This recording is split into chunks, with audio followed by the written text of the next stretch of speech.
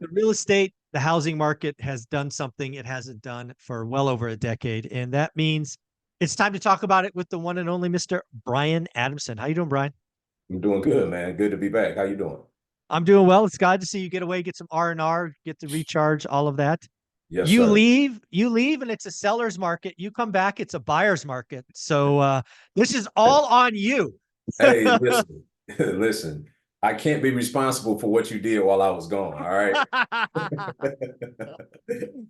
Oh, that's hilarious. Well, let's talk about a real estate market, a buyer's market. What is it? Why is it actually scary? Right? When real estate markets change like this, it can catch people by surprise. So if you've been watching my daily financial news, you know there was about a month ago I called a buyer's market. And buyer's markets are a little bit scary. Why is there a buyer's market? It's because sellers don't have the same power. And you are going to start to see motivated sellers. You are going to start to see layoffs. You are going to start to see demand pull back because of an election and high rates and just a general malaise. Buyers markets can be scary. They are sudden, but if you have the right mindset, they can also be amazing. Well, let's just talk about the reality. The consumer is broke, as they say. Car notes, repossessions, credit card debt, foreclosures, NODs. It's wild out there, man. What's going on? Yeah, it's brutal.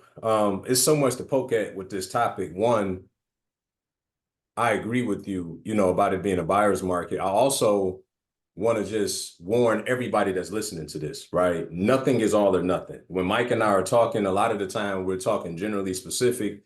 And, I just want to highlight that piece because I don't want everybody to start then saying, well, in my market, this, in my market, that. As a general consensus, we are now in a buyer's market.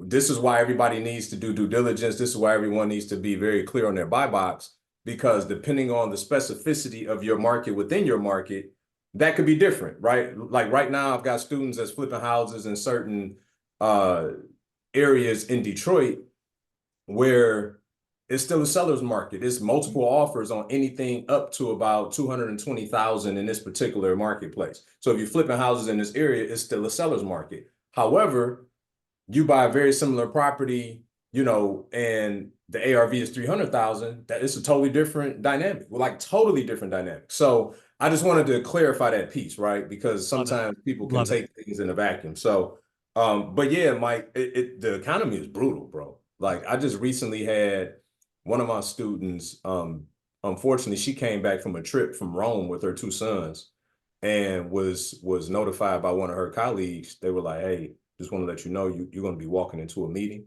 and there's a reorg that's happening and you're getting cut. Mm. $120,000 job. Got another student who's in the medical field and she reached out 2 weeks ago and said that she's losing her job, but she makes 210 grand.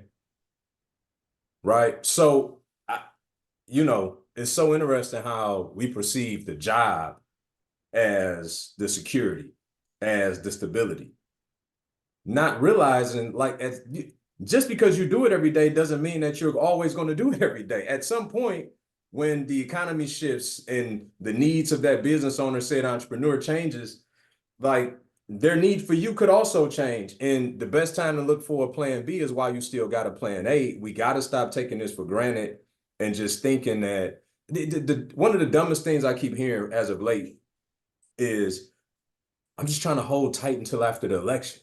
What does that got to do with anything? Like I still I've yet to have anybody explain to me, Mike, with reasonable explanation as to what that means. It's the dumbest statement I've ever heard because at the end of the day, you are in control of your future, not the president. And by you delaying the inevitable, somebody's going to take office. But what does that do to change your circumstances? It's wild that you bring this up because when I called this buyer's market and I called real estate slowdown, I actually said we're going to go below the cycle low for existing home sales, which was 3.88. I think we're going below it this month. It just got reported last month, 3.89. So I almost broke it in the first month. I gave myself 3 months to break it. Mm-hmm. And a lot of it is because of that attitude. And to your point, I hear it a lot. I see it a lot. I'm talking to agents and mortgage brokers and business owners, and they're all feeling it.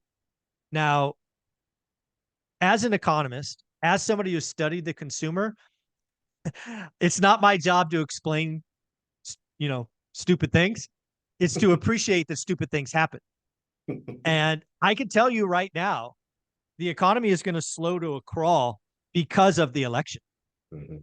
We don't have to logically understand it because you're right. Somebody's going to win. Somebody will be in office. It happens every 4 years.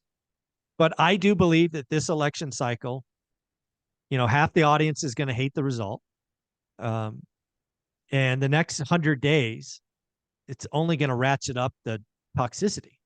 Mm. And in that, when you're scared, nervous, or pissed off, you're not buying a home. You're Yeah. just not. You're Yeah. not going to sign a mortgage payment when you're nervous, scared, or pissed off. Shoot, you're probably not going to buy a car when you're nervous, scared, pissed off. So me, always being the contrarian, like Mhm. all of you want to run that way and sit down, Yeah. cool. I'm going to go over to the buyer's market and like kick some rocks over, like, ooh, do I want that one? Do I want that one? Ooh, what about that one? Dude, buyer's markets are amazing. For sure. For sure. So let's poke at that for a second though, Mike. What would make them think what changes for them after the election, right? Like I'm just really I'm blown away by this thought process. What changes after the election where it's like, okay, cool, now I'm ready to go. So let's just say, hypothetically speaking, we're clearly in a recession by the time that happens. For sure. I What think then that's fair. makes you more motivated to do whatever that you were putting off from doing by that particular time? I mean, the only thing that logically changes is you have a certain outcome, right? You know who is in office. Mm-hmm. I mean, that's really all that changes. But to your bigger point, and again, I say this with some certainty, we're in a recession at that point. Mm-hmm. Guess what happens then? Job losses go up even higher. For sure.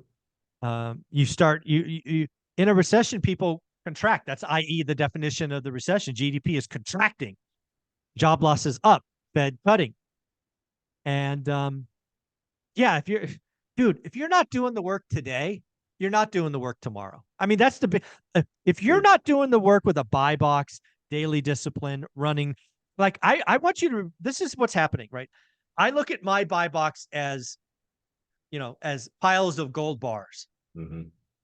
For the last 3 or 4 years, everybody's been rushing in and buying the gold bars. It was hard. Now, as people run away for the next 6 months, I'm like, oh, that gold bar's not big enough. Oh, no, don't want that one either. Oh, what about that one over there? That's what's going to happen. I've been here before. Yeah. That's why I study the consumer, because if you can figure out where the consumer is going, you do two things. You avoid the hubris of the commercial real estate crash, which I have receipts. We sold in 19, Mm-hmm. and we pick up gold bars when everybody's running around scared. So For it's sure. a reality. Yeah, let's land the plane, man. The reality is it's a sexy excuse.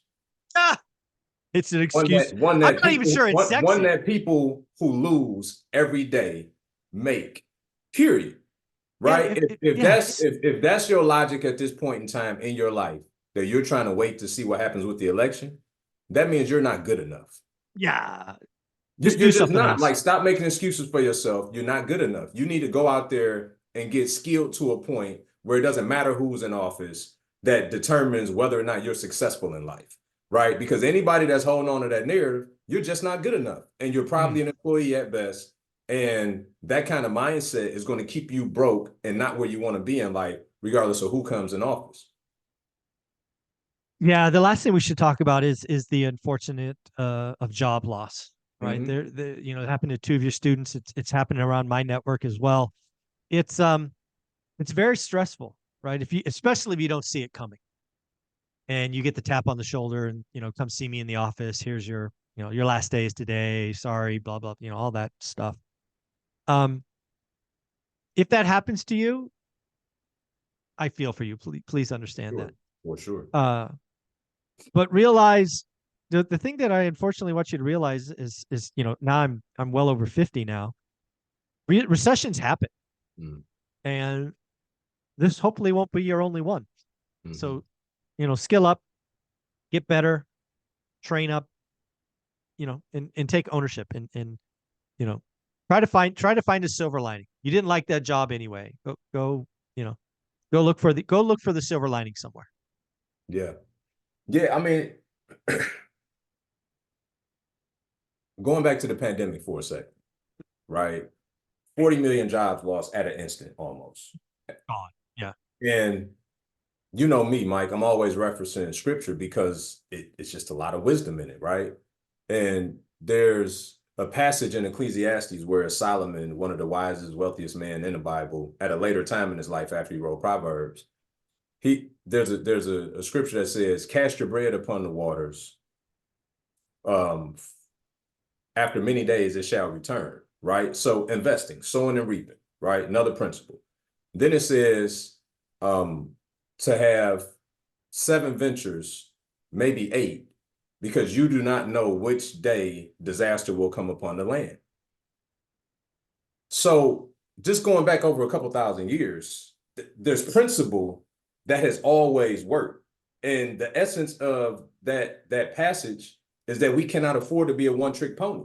And we also can't be amazed when disaster comes upon the land because for thousands of years it's always happened.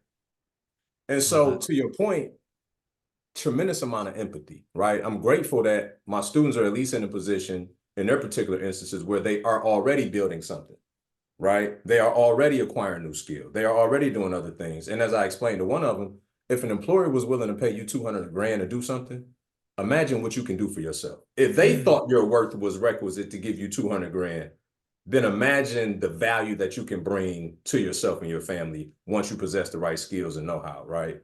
And so I just think that that's my encouragement to everybody. The best time to look for a plan B is while you have your plan A. Stop taking that for granted. I don't care how much they pay you, right? Yeah.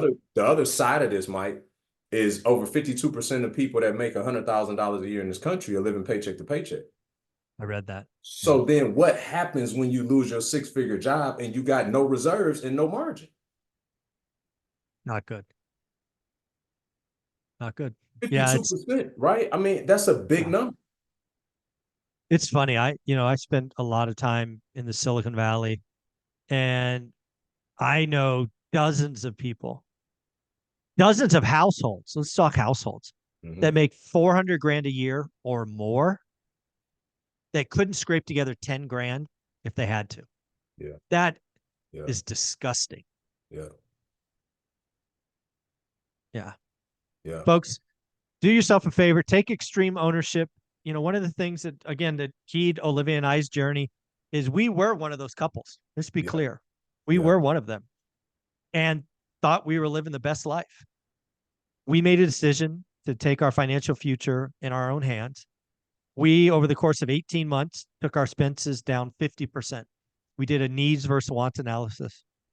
We took all the extra disposable income and slammed it into real estate for 12 or 15 years. People look at us now and go, "Oh, I wish I could do that." But trust me, you don't want our lives for a decade. yeah, Yeah, for sure, don't look at where we are now without understanding the price we paid. for That's sure, very disrespectful.